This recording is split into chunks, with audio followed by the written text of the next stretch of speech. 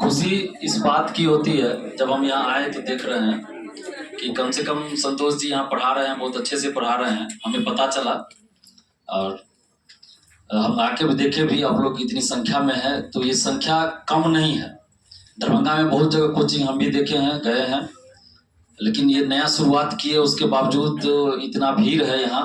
और जो पिछली बार इन्होंने पढ़ाया उससे बहुत सारा क्वेश्चन भी एग्जाम में टकराया है, तो ये बहुत अच्छी बात है। कम से कम इनका जो अनुभव रहा, बीपीएससी का तैयारी किए, मेंस दिए कई बार, तो वो अनुभव यहाँ काम आ रहा है। क्योंकि कोई भी आदमी अगर सही से बीपीएससी यूपीएससी की तैयारी कर लेते हैं ईमानदारी से, तो इतना तो जरूर हो जाता है कि वो कंपटीशन का तैयारी करवा सकते हैं, इतना ज्ञान हो जाता है और वो अपने अधिकार के लिए भी सजग हो जाते हैं।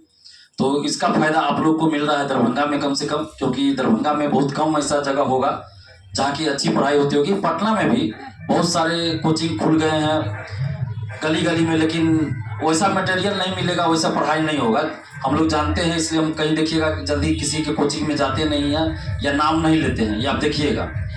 तो इनके बारे में हमें पता चला, मेरे भैया के दोस्त का लड़का यहाँ पढ़ता है और मेरी अपनी साली भी यहाँ पढ़ती है, तो उन्हीं सब के माध्यम से हमें पता चला। और संतोष जी तो पहले से परिचित थे, लेकिन हमें ये नहीं पता था कि यहाँ पढ़ा रहे हैं, जबकि हम इधर इंदिरा कॉलोनी में कई बार आ चुके, लेकिन हमें नहीं पता था। ये कई बार हमारे आंदोलन में भी पटना में जब आते थे तो आते थे।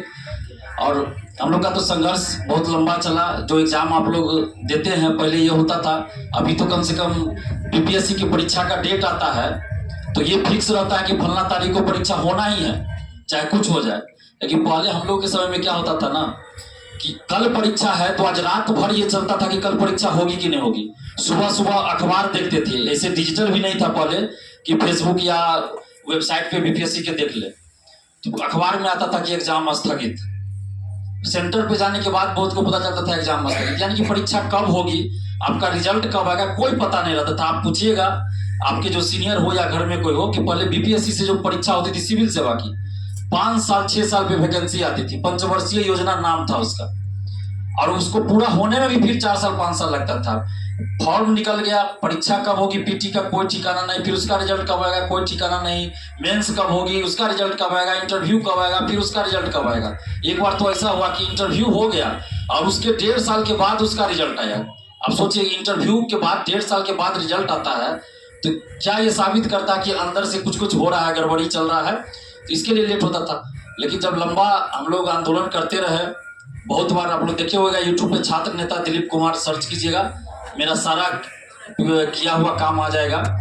तो कई बार लाठी भी खाए, जेल भी गए, तो उसका फायदा हमको तो पर्सनली नहीं मिला, लेकिन उम्मीद करते हैं आप लोग को मिलेगा और मिल भी रहा है। अभी 67वीं 68वीं का देखिएगा रिजल्ट आया है, तो उसमें आप देखिएगा कि सोशल साइट्स पे आप लोग तो हो सकता है नहीं पहचानिएगा, हम पहचान रहे हैं कि मेरे साथ तैयारी करने वाले कई स्टूडेंट्स जो बीपीएससी में भ्रष्टाचार के चलते कभी मेंस पास किए तो इंटरव्यू में 2 नंबर 3 नंबर से उनको फेल कर दिया गया, फेल होते नहीं थे, फेल कर दिया जाता था।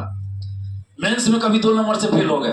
कई बार तो ऐसा हुआ कि 2 नंबर से 3 नंबर से कोई फेल है और आरटीआई से कॉपी मंगाया गया तो उसको 5 नंबर ज्यादा है, लेकिन कम कर दिया गया 3 नंबर, ताकि वो फेल हो जाए 3 नंबर से। ऐसा भी बहुत, एक लड़की का भी आया था, अखबार में भी खबर छपा था, पटना हाईकोर्ट में जब वो गई लड़ी तो फिर उसके लिए अलग से इंटरव्यू आयोजित करवाई गई।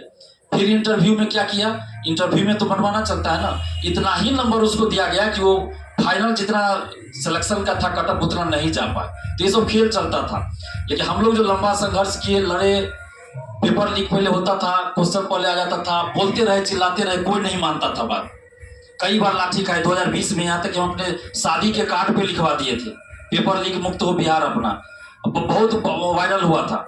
और उस समय भी हम आंदोलन पटना में कर रहे थे 2020 में, फिर भी लोग नहीं मानते थे, कहते थे नेता बनने के लिए कर रहा है आंदोलन।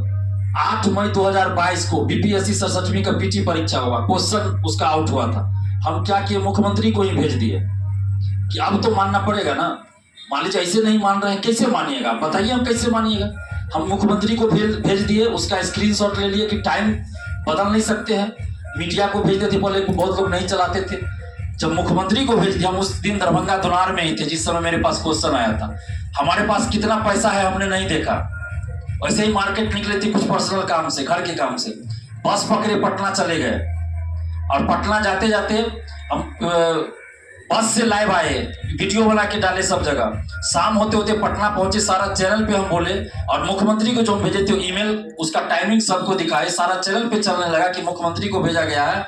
शाम होते होते कमिटी बनती है कि क्वेश्चन जो हुआ उसको लेकर 24 घंटे या 48 घंटे का समय दिया गया, और 2 घंटा के अंदर ही रिपोर्ट आ गया कि पेपर लीक था। यानी कि वो दबाव था, जो मुख्यमंत्री को हमने भेज दिया, सारे चैनल पे चलवा दिए, तो वो दबाव था कि मुख्यमंत्री के पास क्वेश्चन आया है, कैसे इसको आप इग्नोर कीजिएगा। पहले तो इग्नोर कर देते थे कि अफवाह है।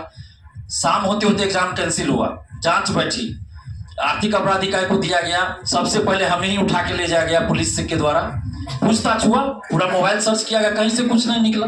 अगर हम एक कुछ भी गलती किए होते ना, तो आज हम जेल में सड़ रहे होते, अभी भी बाहर नहीं होते बल्कि जेल में ही रहते।